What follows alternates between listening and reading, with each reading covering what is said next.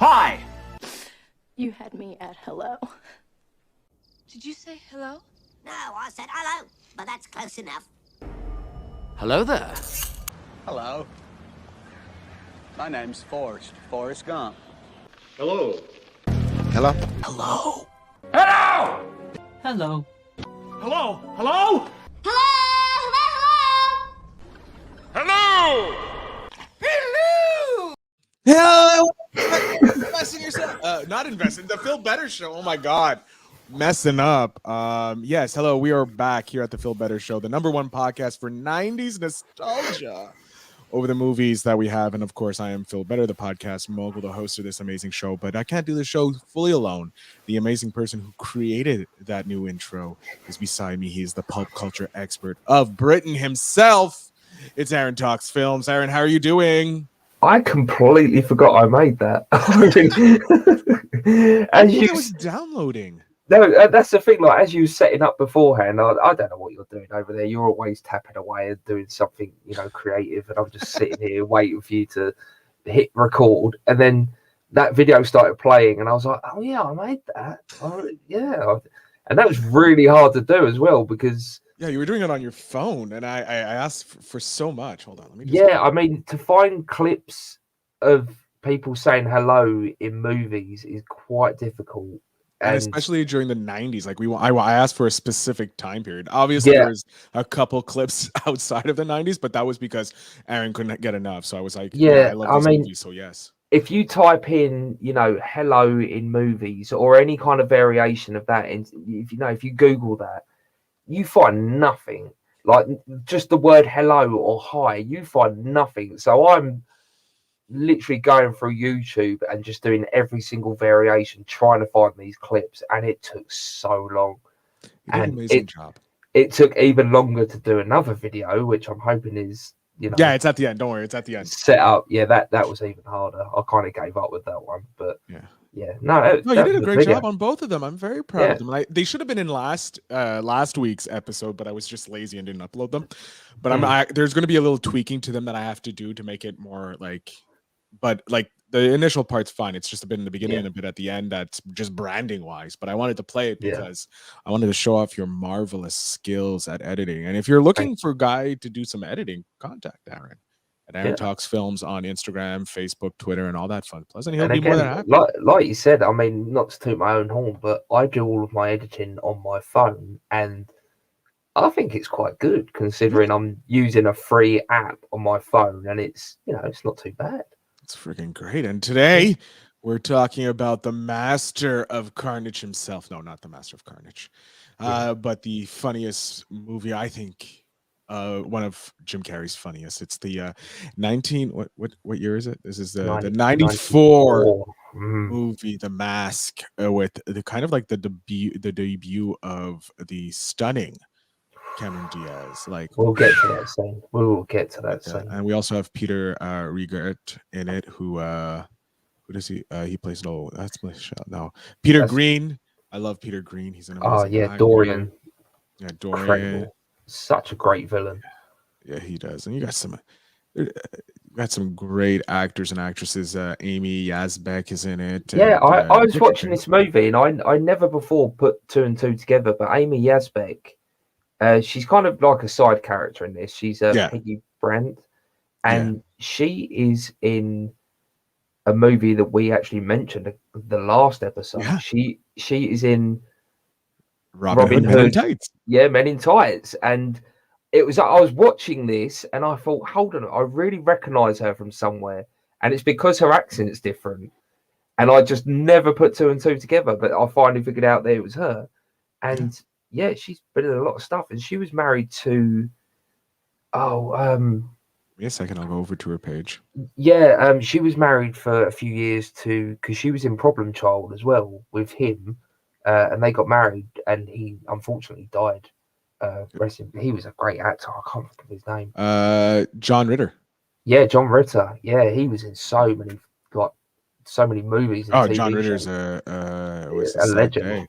Yeah, but she was married to him, and I never knew that either. So yeah, this movie's bringing up a lot of memories. Yeah, Great movie, great show, great, so funny. Like it is probably like the simple fact that 90% of the movie is just Jim Carrey's facial expressions without any added craziness to it. Yeah, I mean he's obviously got the prosthetics on, but from what I've heard, they wanted to do, I believe, a bit more animatronic in there and a bit more CGI. But because it's Jim Carrey, Yeah. you get Jim Carrey and you get that face, you get the rubber face, and that is what he was known for, like way back then, primarily. So they put the mask on him and they tried him with the teeth, and they wasn't sure if he was going to be able to talk properly, but he managed to nail it. And you still get those facial expressions, you still get his, incredible voice acting as well. And yeah, it's so good. I mean, you remember this movie as a child and how extremely funny and just incredible it was. You get slightly older and you think it's a bit tacky. And then you push past that again. And I watched this afternoon and I was just like, I forgot how good this movie is. It gets a lot of flack, but it's really good. It's so much fun. Yeah, it's just ridiculously. It's nothing like the comics. It's 100% different from its source material. But to make a movie for the mainstream with Jim Carrey in it, you couldn't have done what the comics are. For anyone that doesn't know, the comics are very R-rated. He's very, instead of just pulling these gags, he just murders people. It's constant blood and guts and gore across. Imagine Deadpool, but worse. But yeah, I mean, to throw this into like the Hollywood mainstream, I think they've done a very good job. Yeah, no, this is, and he was paid a lot. He was paid $500,000 nearly for this, and that's a lot back then. And this was like his second movie. He's big. I mean, I think he done Ace Ventura and this in the same year. Yeah. He'd been in a couple of movies previously, but not big blockbuster ones. He was in Earth Girls Are Easy. He was one of the aliens. He was in a vampire movie as well. He'd been in a few bits. He was in Happy Days. Was it Jim Carrey? I'm sure Jim Carrey was in Happy Days. Give me a second. Control. Yeah. But yeah, it's just like for his. No, he wasn't in Happy Days. Oh, who was in Happy Days? He was in, his first thing was Rubber Face, then All in Good Taste, Copper Mountain, The Sex and Violence of Family Hour, Buffalo Bill, Finders Keeper, The Duck Factory, Once Bitten. Is this actually Jim Carrey? Because it does not sound like anything he was. Oh yeah, no. Once Bitten is a vampire movie that I'm thinking of. He has to lose his virginity. Vampires can only drink the blood of virgins in this movie, and he has to lose his virginity. It's a comedy. It's very silly. Oh my god, it's hilarious. I need to watch this movie. Peggy Sue Got Married, The Deadpool, Earth Girls Are Easy, Mike the Hammer, Murder Takes All, Pink Cadillac, High Strung Doing. Where is it? It was Living Color. Living Color was Living Color, and then Ace Ventura. When he hit Ace Ventura was the big, and then he did this is crazy. He did Living Color for 4 years. He got High Strung, Doing Time on Maple Drive, and It's a Bitsy Spider, but it was nothing. He did Living Color for 4 years, did Ace Ventura, The Mask, Dumb and Dumber, and Jim Carrey, the Cuban Pete, the dance thing. He did all of that. He did 1, 2, 3 movies in 94. Yeah. Right. Then in 95, he did Batman Forever and then When Nature Calls, Ace Ventura. Yeah. In 96, he did Stanley Guy. Then the Cable Guy, not Stanley Guy. The Cable Guy. 97, Liar Liar. 98, The Truman Show and Simon Birch. As well as then he did Andy Kaufman's The Man on the Moon. From 2000, he did Me, Myself, and Irene, How the Grinch Stole Christmas.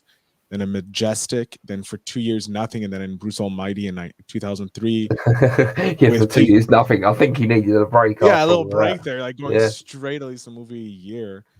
Then he had a couple of videos, the work of director Michael Gondry in Pecan Pie, then The Driver, Eternal Spotless Mind. Then it's a series of Unfortunate Events, then Fun with Dick and Jane, The Number 23, Orton Hears a Who, Yes Man, I Love Philip Morris, and A Christmas Carol. Then nothing really, just short videos. So nothing really, just stuff about A Christmas Carol. It's just insane. Then he was in The Office, Mr. Popper's Penguins. He was on Drunk History, playing Santa Claus. Then he was on 30 Rock. Then it's The Incredible Burt Wonderstone, Kick-Ass 2, Anchorman 2, Dumb and Dumber 2. Then The Bad Batch. He was the Herman. He was in The Bad Batch. Okay, yeah, that's a crazy movie. Dark Crimes. Then Sonic the Hedgehog last year. He was in Kidding. That TV series. Saturday Night Live, he popped up for a few things as Joe Biden. Then he is going to be in the Sonic the Hedgehog 2. My God, Jim Carrey's done a lot. He does not stop, does he? And in the 90s, he was the highest paid actor in Hollywood. Oh, yeah, he was dominating, highest paid comedic actor, I believe. Yeah, but I think the fact that he was doing, at least 2 movies a year throughout most of the 90s. Yeah, this was his first movie to hit $100 million domestically. Out of 10 movies. He has 10 movies. It's insane. The man is just... He's such a god, and for a good reason. You know, he's so famous and so beloved, and it is for a good reason. Just all of these movies. I mean, it all really kind of kickstarted with it. He put in a lot of work before this, but with The Mask and Ace Ventura, it just catapulted him into Hollywood infamy and just, set that trail for him to just take over for the next 20 years. Wow. So get this. Just reading this, and it's true. He dominated the 90s. The 90s was his decade. Yeah. This movie cost an estimated $23 million. Is that all? So 23. I know how much it made. Yeah, with its theoretical, you double it to find out for the actual cost because of marketing. So we're looking at $46 million. This movie cost $46 million. Yeah. So just in its opening weekend, it made $23,117,068. So it made back its initial budget. Yeah, it's first weekend. Technically what it cost to make the movie without promotion, it paid off. It made a profit of $117,000 in its opening weekend. So the second weekend it made back its money. It was starting to be profitable by the second weekend. Worldwide gross. Take a guess. $351.6 million. That's a really good guess. Yeah, it's a really good guess because you looked it up. I didn't look it up. I have screenshots and notes. Oh, you took notes. Okay, that's why. No, I didn't take notes. I take screenshots. We've had this conversation. We had this conversation 13 minutes ago. I took a screenshot of the main, Wikipedia page, and it's just happens to be on there. Crazy. It's only 100 minutes. It's only 100 minutes long. It's not that long. The fact that it made that much money, I'm surprised it did not get a sequel. It got a sequel. It got a sequel. But so what happened? So I was count. looking it up here on IMDb trivia. Give me a second. They had something about The Mask 2. So even without Jim Carrey, they could have thrown together a sequel a So year here later. it is. Years before Son of the Mask in 2005, there was at some point plans for The Mask 2, but the sequel was canceled after Jim Carrey declined to reprise his role. There was even a contest from Nintendo Power magazine where the first prize was a walk-on role in that movie. In their final issue, they issued an apology to the winner of the contest. I think I remember hearing something about that. Yeah, but so there was plans for it. Yeah, but because I get that there's plans, but the fact that a sequel came 10 years later, I mean, we're not even going to get into the sequel because it's it was horrid. It's not good at all. No. But it made this much money. Even if a year later they said to Jim Carrey, "Do you want to do a sequel?" and he said no, they can still do a sequel because his story arc was done. He threw the mask away at the end. Spoiler alert! And went off with Cameron Diaz. If you had to make the choice, it's not really that hard of a choice to make between those two.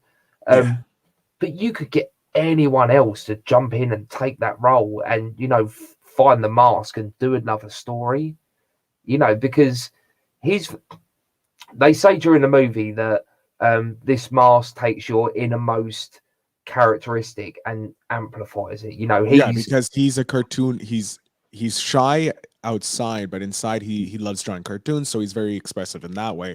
So the mask is a mixture of some of the cartoons that he's drawn. Yeah, he even says he's a hopeless romantic and he's a bit goofy, so that's why he turns into the mask. And then the bad guy Dorian, he's just an evil guy. When he puts the mask on, he becomes this big muscle-bound monster. So all you need to do is just take a different character with somewhere in the middle of that, someone that's a bit, they're a good guy at heart, but maybe they're in a gang or something, or they're living on the streets or something along those lines, where they're not a good guy but they're not a bad guy. Have them find that mask and see where that would go. It's not exactly difficult.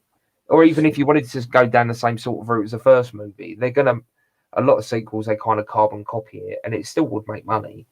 I don't know why they didn't just do that. I think they could do a sequel. Probably the reason why they didn't do a sequel is because it's not with Jim Carrey. So most people think if you have a sequel, the returning cast would come back, right? Yeah, I get, but like I say, the original cast would return. His story arc was done. I fully agree. But I would love for a sequel to happen, because like they did it properly with I don't care what anybody says. After Ghostbusters Afterlife was amazing. Yes, brilliant. Brilliant. They did it. They honored the original, but continued the story forward for the next generation. And anybody who's against that, you're an idiot. It's a Ghostbuster movie. They honored the originals, kept the story going forward. You can't have to know what happens with the Ghostbusters in the intervening years, because it's pointless. They're not young anymore, and you can't replace them. People are going to be pissed off. So what do? You move the story forward in the sequel. So what they could do with this, I would love for them to go forward and someone else, like, so wherever it takes place, let's say it takes place in like New Jersey or whatever, have it down in Florida, have it somewhere else in the world, give it to like someone down in Mexico, and they have to deal with the cartel, or in Latin America they have to deal with that, or even in Australia or wherever. We can place it anywhere in the world. But what's even better is like now you have so much different things, because you can take from those cultures those specific things. Like, so if you want to keep it still technically white, they can have superhero powers, like, because he was as benefits Stanley's obsession with cartoons, the mask has like various cartoon characters. The Tasmanian devil turning around in a tornado, traveling in a tornado. Pepe Le Pew romancing Tin in the Park, that part. Bugs Bunny dying in the guy's arms, and then Tex Avery's wolf when seeing Tina in the nightclub. Like, they can take this and you can do superheroes. You can do anything. Like, it would be so great to have it come back with a new generation, someone else dealing in society today how it is. And it would be great and so funny to see that things happening and seeing where they could go with it, because it pretty much I feel the mask does is makes you from a meek person into being who you truly are, like finding out what's great about who you are and finding what you love, especially while creating chaos in this day and age with mental health like at the very forefront. A lot of people suffer with anxiety. I'm one of them. Yeah. So someone who deep down is very, like you say, just, a very expressive and outgoing person. But as soon as they come to that point where they need to be, they can't be because they're too scared. Yeah. Give someone like that the mask. Someone that can battle their inner demons. Yeah, I would love to see a remake now. Not a remake, or sequel. Or just another, like the Mask 2, boom, like, or it. You have to give it it has to be called the Mask 2 or the Mask, a subtitle on it to continue the story around. And like the only connecting theme between the masks, is the mask, the actual mask, So like you can do callbacks because he can at one point have like a yellow jumpsuit, calling back to Stanley Ipkiss, and it's like, oh, that's a nice little callback, a little Easter egg for people, or he gets that zoot suit, the yellow banana. Yeah, because the mask, I can imagine, would remember, the mask itself is a character, because it's the Mask of Loki, the god of mischief. Oh, I've got it. 2 years time. And you know what? It can also call back to the Mask 2, the Son of the Mask. You can call back to that and some of the zany things that the child had, right? Even if the Mask 2 wasn't good, you can keep it still in the canon. So the Mask, and you can make it go better. Like they just went down. Let's make it super comedy. Like you can make this a comedy thriller. Like at certain points, like he has to use the mask to figure something out. Like there's thousands of possibilities you can do with this movie, and it just make it great. I wonder if Beyond the Box Set ever covered the Mask. Do you remember Beyond the Box Set? Yeah, I know. They just unfortunately just ended, which really sucks because they're such an amazing podcast. Yeah, I remember really enjoying that. Harry, unfortunately, having a child and getting married and all that, and his work. So he's a little. Listen. We can't all. He has I know what he does for a living. He has a very stressful job, so I understand with a newborn. He has a newborn. Okay, you wouldn't be able to. You barely. I'm not gonna go down that route. I'm barely functioning. You're right. I get it. I understand. You're barely functioning as it is. Yeah. I don't want to take a line, but I'm on like 45% right now. Is it 45%? He goes on anyway. They probably did because Beyond the Box Set, which if you haven't listened to, make sure you go listen to. And now you're making me have to put it in the show notes, you bastard. I don't mind. But yeah, they only do movies that don't have sequels. Yeah, I know. That's why I was wondering, because I could imagine if you was doing a podcast like that and you had a movie with such an iconic movie that you wanted to do a sequel for, but it already had a sequel that was just crap, you could just ignore that and just maybe do a sequel anyway. But I don't know. It was just a thought. But yeah, I mean, it's just crazy that this movie did not get a sequel until 10 years later, and it was just horrible, But what a movie! Okay, so people understand. You have Stanley Ickiss, a banker who's timid and all this, but inside is an amazing cartoonist, obsessed with cartoons, which makes sense. And he ends up being kind of intimidated by his bosses, and then he finds this mask, and when he puts it on, he just turns into this crazy, like turning his inside person outside, and it's just crazy. He ends up accidentally killing a mobster's brother. The mobster wants to take revenge, owns a nightclub. The mask goes in. He ends up saving the city pretty much by taking care of the gangster. And then Stanley becomes this more confident person, falls in love, and gets Tina, Cameron Diaz's character, to fall in love with him. And there's a lot of male glaze in this movie. Everyone remembers that first scene where Cameron Diaz walks into the bank. It's raining, I think that's when you become a man. I think that is probably like I know a lot of people say the Pink Power Ranger, their first Pink Power Ranger, is every boy's crush.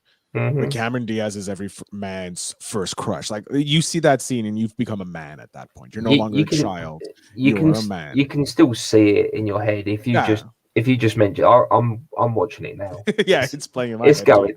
And I've seen TikToks about it and how everyone does reference that is kind of like a boy's first crush. That is their first memory of not just Cameron Diaz, but just sex. What a woman.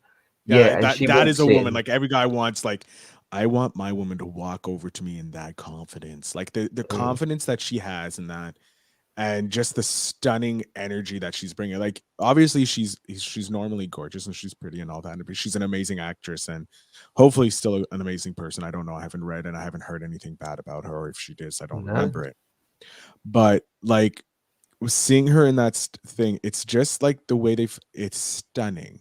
Like you don't even have to see her. You just have the energy that's just being portrayed, that powerful female energy that she's like, I know what I am. I get what I want, and you're going to give it to me. And yes, I know I'm goddamn gorgeous, but it's not this like annoying, like girl who's like, no, I'm not really gorgeous. Or she's like, you have to do what I say because I'm gorgeous. She just knows how to just ooze like sexy energy in that.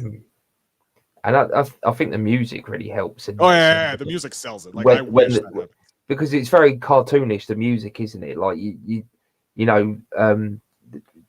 Bugs Bunny sees a sexy lady bunny, and that kind of music will just ramp up. And it's the same kind of music that they use in cartoons, and They really use that throughout this movie a lot.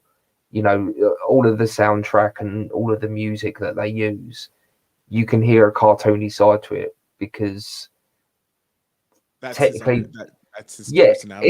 it's a live action cartoon, isn't it? That's Yeah. what this is. And I even remember watching the cartoon back in the 90s, the Mask cartoon. Geez. So good.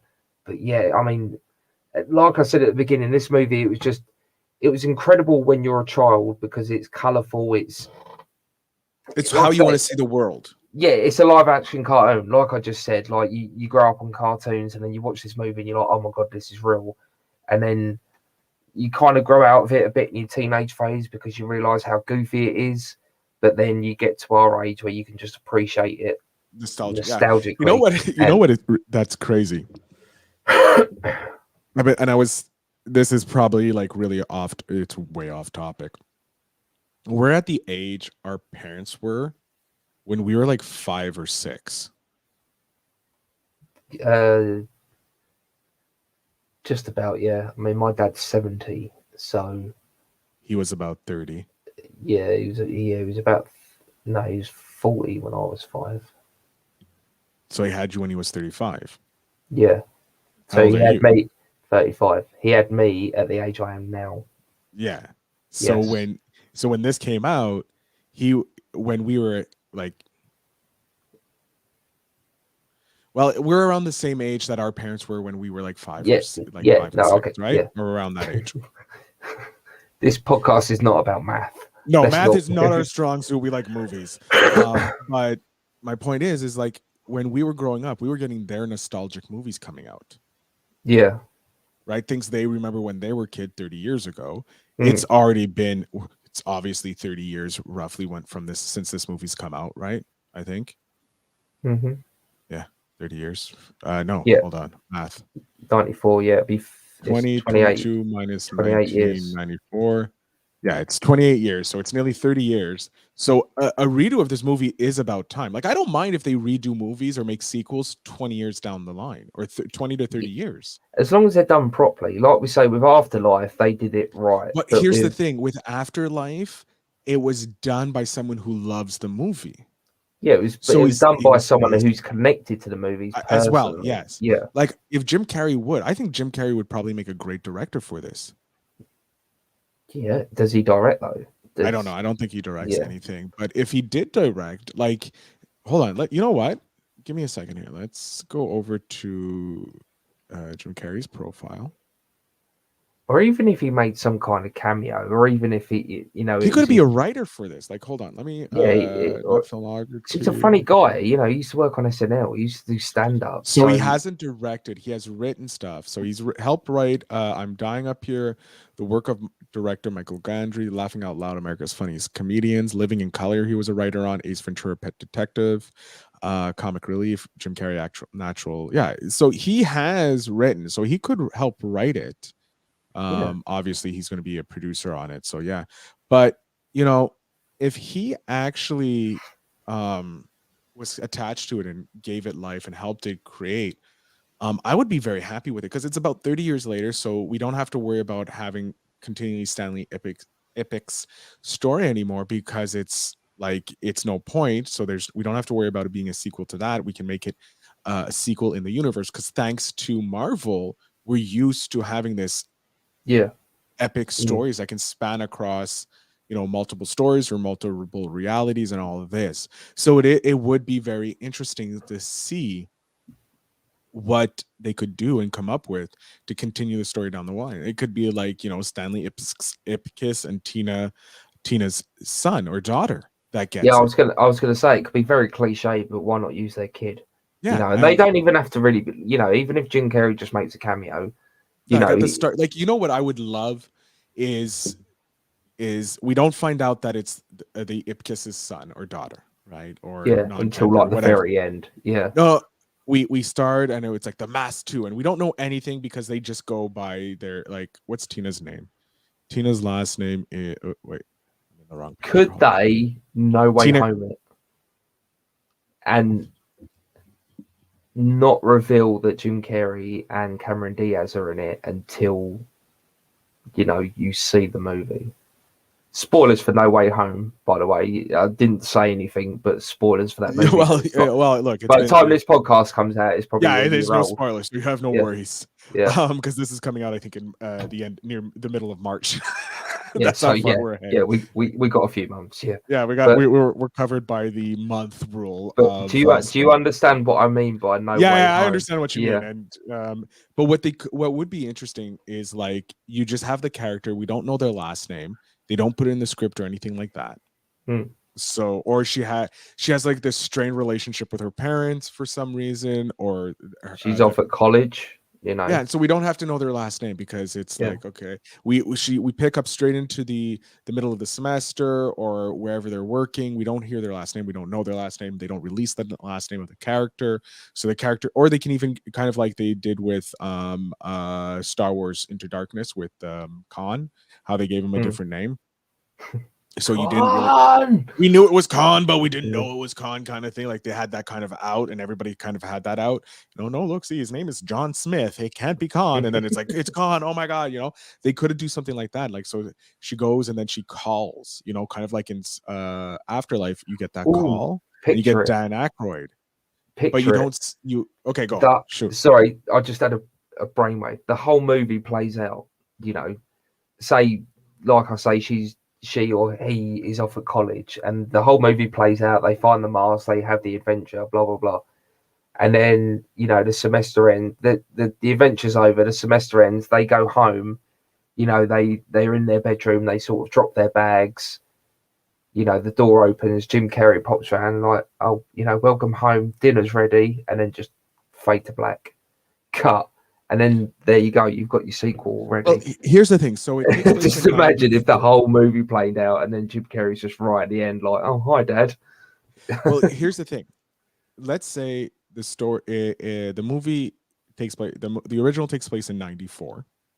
Yes. It's been. Oh, they wouldn't. Yeah, it's been 28 years. So the kid would be 8 years old. So university is done pretty much. Only if they had a kid straight away. They could have waited let's say, 8 years. If they waited, let's say they dated for 3 years, got married, and then a year later. So 4 years after. So we're in 98 now. It's 98. They have a kid. Their first kid in 98. So 98 to now is what? Hold on. 2022 minus 1998. 24 years old. So yeah, they would be coming back from university by now. So yeah, that would make sense, like, but it could also like. Oh, and but like, how do you hide the name? Because if they're coming back from university, they're going to say the last name. There's going to be a point where you're going to find out the last name, and then it's going to find out either it's Ipkiss or Carlisle. Just don't put them in a situation where you have to reveal their last name. That's it. Just call them, say their name's Fred. Just call them Fred throughout the whole movie, or even a nickname. Their nickname is, I don't know, Loki, because they're a bit crazy. Yeah, I don't know, and just go throughout the whole movie. I got it. Even better. Here's the deal. Jim Carrey and Tina get married, and we're kind of like we're pulling off Beyond the Box set right now. It's an amazing. Yeah, I was going to say this is the worst movie review ever. The movie, the movie's great. It's 10 masks on masks. It's the mask. You've seen it. It's Jim Carrey at probably the prime of his thing. So. Stanley and Tina marry. They get divorced. Tina remarries, and and the daughter takes the new father's last name. Yeah, because she gets adopted. Because Stanley's a deadbeat or something. I don't know what happens. Right? Let's say something just happens. Whatever. So that's why we don't know the child's last name. Yeah, and then it's like, oh, I've got to go and see my dad this weekend. Boom. And then at the end, or she calls. And we see a hand pick up, but then and we don't see anything, and then cut to the back to the daughter, and she's about to say something, then she hangs up, and we don't know what's going on, right? We don't know what's going on, so we don't go back because we see the ringing. The only problem with all of this is there's no phones, there's no hand phones anymore. I completely forgot about that. No, not Jim Carrey's an old, he's old school. He'd have. Yeah, she could use a mobile, but you can still call a landline. Oh, that's right. I'm complete. Hold on. Yeah.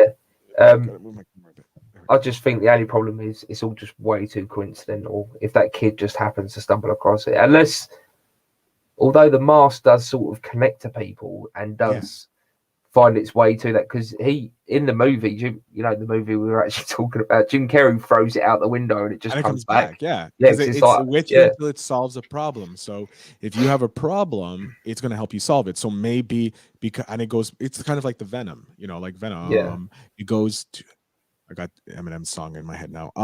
It finds something if it's something connected to you, like, so it has the DNA of the Ipkiss already in it, so it recognizes that this is another Ipkiss. But I think the divorcing parent aspect is probably easier, and the adoption part,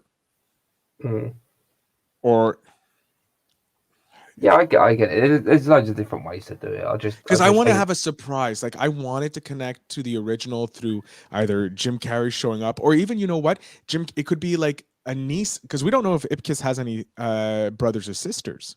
True. Yeah. So it could be like her niece, and then like the niece calls, like, I'm gonna call my uncle, maybe he'll know something, and she picks up, and then like something before she gets to ask, the mask or something happens, so, and it just cuts, right? Or she leaves a message for him. Hey, Unky, this and that, we don't know, like, she doesn't say his name or anything. And then at the end, he comes in and he can put on the mask, and kind of save the day, or, help her through or something like that. We can have that, or she can go up and visit and just have him in there just for like, it could be there for 10 minutes, just fan surface at me.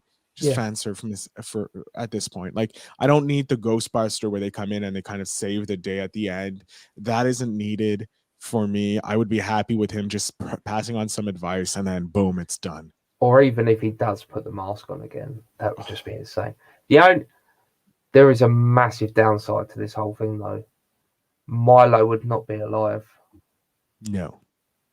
And that dog is just the best doggy ever in a movie ever. But it would be understandable. It would be understandable. It's understandable, but I miss that dog, and I didn't realize until just this very moment. Especially when he puts on the mask. Oh my God, that's amazing. He tries to do it as well. The bad guy grabs him by the leg, and he's dropped the mask, and you can see him physically trying to put the mask on. It's just so good. That dog is just brilliant, and he gets the cheese and the keys, and he jumps. Oh, what a dog! Oh, this movie is great. I love this movie, and it brought back a fun time. It reminded me what it was. It's okay to enjoy life, because like the last few years have been fucking horrible. Like the last 6 years have been kind of like fucking shitty. Yeah, if you ask. It's just, we need stuff like this right now. We need this nostalgic love, and that's probably the best part. I was going to say the best part about this podcast. It is, because we're going back and we're remembering what it was like to be a child and carefree, and it does help, especially like I say, with mental health.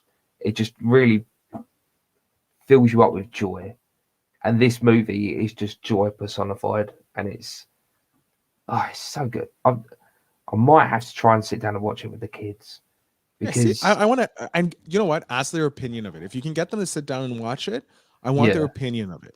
So it will be difficult because, as I've said before, my kids, if it's not an actual cartoon, it's very difficult. Yeah. But I think this one might do it. This one might be the one. We were about 10 years old when this movie came out. Yeah. I was 8. Yeah, 8 when this movie came out. I don't remember seeing it at the cinema, but I remember watching it. I don't really remember watching it for the first time, but I do remember watching it a lot as a kid. Yeah. And it is just, this might be the one to get them into actually watching proper movies, as opposed to just crap cartoons all the time. All right, you know what? I'm going to see something. Let's see if we can do something with Peter Green. Peter Green is another great actor. He played Dorian. He has a lot of things coming up. Let's go back to the 90s and let's see if there's a movie in here. He was in Pulp Fiction. He was. He started in the 90s. Oh my God. With Hardball, Laws of Gravity, Clean Shaven, Pulp Fiction, maybe Usual Suspects. No, he wasn't in that long enough. He was such a good, like I said at the beginning, for a comic book villain, because again, this is a comic book movie. he was such a good villain. He was evil, but not, cackling evil. He was just, he's just a bad guy, and he kind of just does what he wants, and he does what he wants to get what he wants, and he just kind of screw the consequences, and he goes throughout this whole movie just sort of, I'm just a bad guy, deal with it. And that's probably the best kind of villain, because it's just like, look, I know I'm a bad guy, but I don't care, I'm cool. He was the villain, and like he was an actual bad guy in the 90s that were like assholes. They just didn't give a fuck. Give it anything. All right. We highly recommend this movie. It's near perfect in nostalgic factor. I'm going to be talking to Aaron afterwards because I'm coming up with a new style of rating these movies, and I want his opinion, but I don't want to announce it yet. Yeah, Aaron. So we're going to choose Cameron Diaz. I have 2 movies here out of her list. That's the actress. So how we're going to go forward picking movies from now on is an actor and actress. I'm going to randomly pick one from the cast, and we're going to watch a movie that they were in. 6 Degrees of Kevin Bacon kind of deal. Yes, we're going to do something like that. So we're doing Cameron Diaz because she does have a lot of movies in the 90s, but we're going to be choosing between 2 of them. We're going to be choosing where is it? There's something about Mary. I was just about to say, before you start, I know which one you're going to mention, and I literally watched that 2 days ago because it is on Amazon Prime. Yes, it is. So there's something about Mary or Any Given Sunday. I've not seen that, so I will actually leave the choice up to you, because so I've seen Any Given Sunday. I enjoy it, and I would love to take your take on it, because it's about football, American football, with Jamie Foxx in it. Yeah, but Al Pacino's in it as well. I don't really like Al Pacino. How can you not like Al Pacino? Who else is in it? Hold on, let me tell you. No, not being John Malkovich. I'm not doing that. That is a mind. No, we'll go with Any Given Sunday, because. All right, so we have Al Pacino, Dennis Quaid, James Wood, Cameron Diaz, Jamie Foxx, LL Cool J, Matthew Modell, who cares about him, Jim Brown, Lawrence Taylor, Bill Bellamy, Andrew Brzezinski, Leela Rochon, Laura Hawley, and Margaret. Aaron Eckhart is in it. No way. Elizabeth Berkley, Charlton Heston. I forgot Charlton Heston one is, and John C. McGinley from Scrubs. I honestly thought you was going to say John Cena then. I was like, John Cena. No, you can't see him.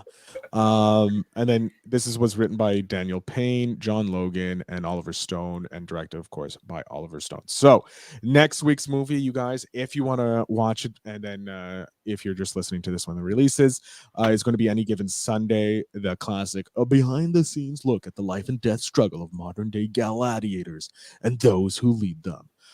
So yes, we're going to be watching that, ladies and gentlemen, so make sure you check out that. And then Aaron, next week you get to pick the actor that we go to another movie on, so remember that for next week, so you have that choice there. Ladies and gentlemen, I am Phil Better. I'm going to let Aaron tell you where you can find all his amazingness. Aaron Talks Films across the board. I did Aaron Talks Films and just save the name across everything that I use, so it's just easier for everyone to find. Facebook, Instagram, Twitter, TikTok, Letterboxd, YouTube, Spotify, my podcast. All of it is Aaron Talks Films. If you just type that into Google, it will take you to many different things. And hopefully soon, by the time this comes out, we will have a website for you to visit and have all that links there too. And of course, if you want the Phil Better Show across board, just like Aaron, I was smart in that regard. And made sure that it across the board, you can follow us on all the social medias. Do we have a TikTok? I think we have a TikTok. I have to start doing TikToks more for that and get back into that, because there's so much growth. And Aaron was telling me about some of the amazing things he's doing over on TikTok as well. But ladies and gentlemen, this is the show. I thank you so much. Please do rate and review whatever platform you are listening to the podcast on, be it Spotify, iTunes, or anything like that. Leave us a little review and we will definitely read it out. And we've actually been getting a lot of downloads recently. Really? I'm going to talk to you about that off air. And if you leave a review, I will read it live on the air. But Aaron, do you have anything else to say to our guests? You know, you're signing out. Yeah, first of all, thank you for all the downloads, because I wasn't aware of that. But if I don't see you, good afternoon, good evening, and good night. And everybody, remember to stay hydrated. I am, of course. And you are listening to the Phil Better Show. We We are so glad you came. Bye-bye. Bye-bye. Bye-bye. Bye-bye now. Bye. Bye-bye. Thank you. Goodbye now. Goodbye. Goodbye. Thank you. Goodbye. So long, partner. In case I don't see ya, good afternoon, good evening, and good night. Yeah. I'll be back.